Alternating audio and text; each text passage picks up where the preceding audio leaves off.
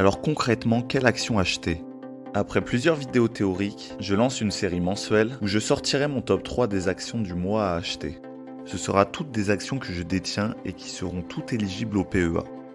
J'effectue fréquemment un long travail de recherche et d'analyse afin de ne pas vous parler d'entreprises que tout YouTube connaît par cœur. Ce sera donc souvent des entreprises étrangères en adéquation avec ma stratégie de croissance long terme. Je ferai également par la suite des vidéos spécifiques aux actions à dividendes. Pour ce qui est de l'activité économique du mois, nous avons observé un marché volatile.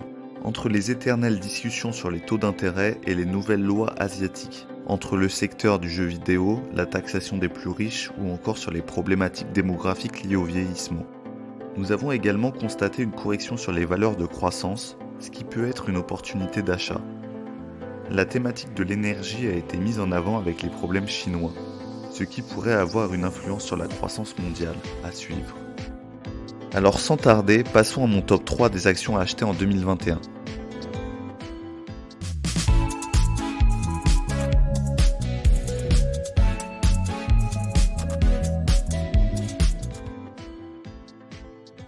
Pour ce qui est de mon numéro 3, c'est la société Sartorius Stedim Biotech.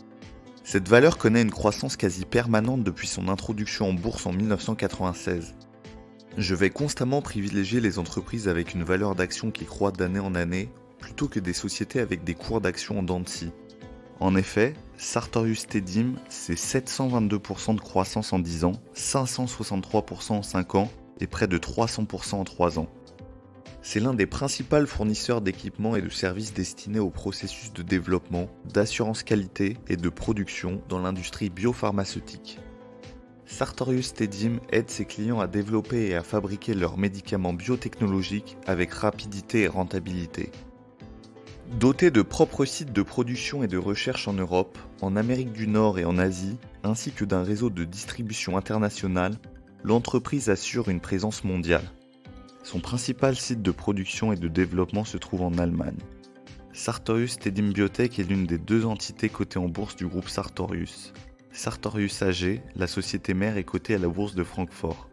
Sartorius Stedim Biotech, dont le siège se trouve à Aubagne en France, est coté à la bourse de Paris, donc éligible au PEA. Pour ce qui est de l'analyse fondamentale, je ne vais pas m'y attarder trop longuement, car je pense comme Eugène Fama, prix Nobel d'économie en 2013, que le cours d'une action en bourse reflète sa vraie valeur compte tenu de l'information à un instant T. Mais parlons tout de même de quelques chiffres clés. La capitalisation boursière de la société est de près de 27 milliards d'euros. La capitalisation boursière, c'est simplement le nombre d'actions multiplié par le prix d'une action à un instant T. Je n'investis pas sur des sociétés ayant une capitalisation boursière inférieure à 500 millions d'euros afin de limiter les risques et la volatilité. Phénomène moins présent avec des sociétés bien établies dont la capitalisation est importante. Le ratio le plus utilisé par tout investisseur est le PER. C'est en réalité le cours de l'action sur son bénéfice net. Plus le PER sera élevé, plus l'entreprise sera considérée comme chère. Sartorius Stedim a un PER de 75, ce qui est très élevé. À titre de comparaison, le PER moyen du S&P 500, qui représente les 500 plus grosses capitalisations boursières américaines, est de 34. Mais tout ce qui est rare est cher. Or, une entreprise d'une telle qualité avec une croissance et une santé financière si bonne est hautement recherchée par les investisseurs, ce qui explique son prix. Le chiffre d'affaires et le résultat net sont en constante augmentation avec des prévisions 2021 encore à la hausse. Le ratio cash sur dette est également très correct. Je mets à l'écran les indications des analystes, même si je trouve ces informations pas toujours très fiables. Mon numéro 2 est la société Esker. Avec une courbe à l'allure similaire de celle de Sartorius, Esker présente également une croissance quasi sans faille. C'est une action qui est passée de 5 € à plus de 300 € en 10 ans, soit près de 4600% d'augmentation. Elle a progressé de 528% en 5 ans et près de 310% en 3 ans. Comme beaucoup de valeurs de croissance, une correction de 13% a eu lieu la semaine dernière, ce qui peut être une réelle opportunité d'achat. Esker est une société spécialisée dans la conception et l'édition de logiciels de traitement automatique de fax, de diffusion électronique de supports papier et de connectivité. L'activité du groupe s'organise autour de 3 familles de produits. C'est le numéro 3 mondial des logiciels de traitement de fax, le numéro 1 européen des logiciels de connectivité, destiné à un accès immédiat et sécurisé aux données centralisées de l'entreprise, et ils font également des logiciels de diffusion électronique de support papier. Le chiffre d'affaires est réparti entre les ventes de services à 93%, de contrats de mise à jour et de maintenance pour 5% et de licences pour 2%. Son chiffre d'affaires est réparti à 38% en Amérique, 6% en Asie et le reste en Europe, dont 40% en France. Pour ce qui est des chiffres clés, concernant les comptes de la société, le chiffre d'affaires est en augmentation constante d'année en année, tout comme le résultat net. La capitalisation boursière est de 997 millions d'euros. Le PER est de 88, encore une fois très élevé, mais une nouvelle fois la rareté et la qualité se payent. Les recommandations des analystes sont encore à l'achat, mais comme je l'ai dit précédemment, ça n'est pas parole d'évangile.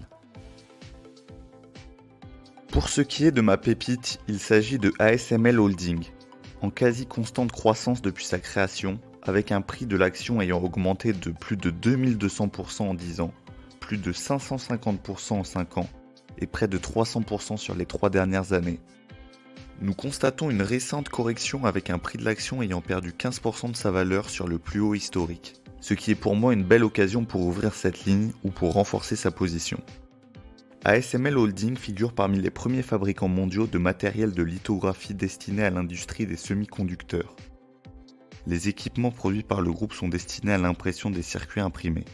Le chiffre d'affaires est composé de ventes de matériel à 74% et 26% de prestations de services, avec comme principal client les pays asiatiques.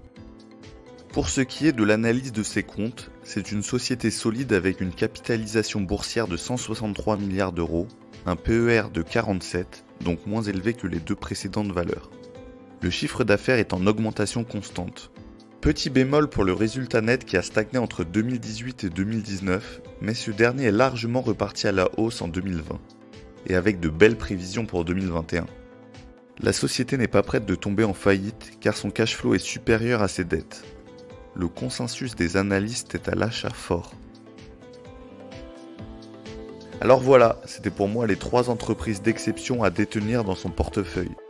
N'hésite pas à liker et à t'abonner si ça t'a plu, c'est ce qui me fait le plus plaisir. Partage tes entreprises en commentaire si tu en as d'autres en tête, et moi je te dis à très vite.